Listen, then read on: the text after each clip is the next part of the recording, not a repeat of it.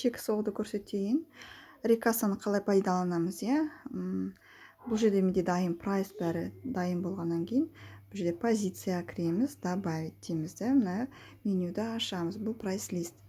Осының ішінен, мысалға, услугамызды таңдаймыз, иә, қызметімізді. Мына жерде бір услуганы таңдағанда добавить, наличные, далее дейміз, да? Продажа деп өзіміздің паролімізді, пин-кодты жазамыз. Мына уже чек соғылды деген сөз. Енді қараңыздар, егер де бірнеше услуга болса, иә. Так, мысалға мен бүгін қандай услуга жасадым?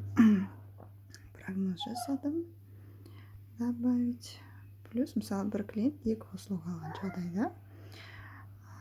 Карта желания. Добавить дейміз, да?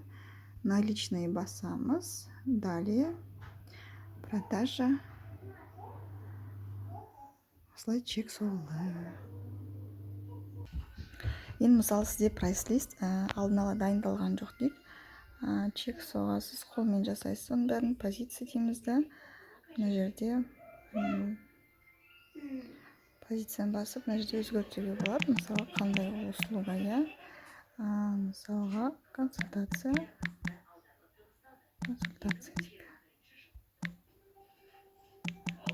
Консультация дейік, да?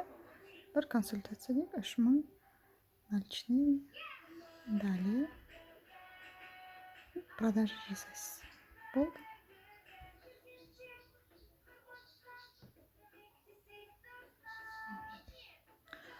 Ал енді прайс-листті қалай енгіземіз, иә? Прайс-лист мына жерде меню басқанда прайс-лист деп тұрады.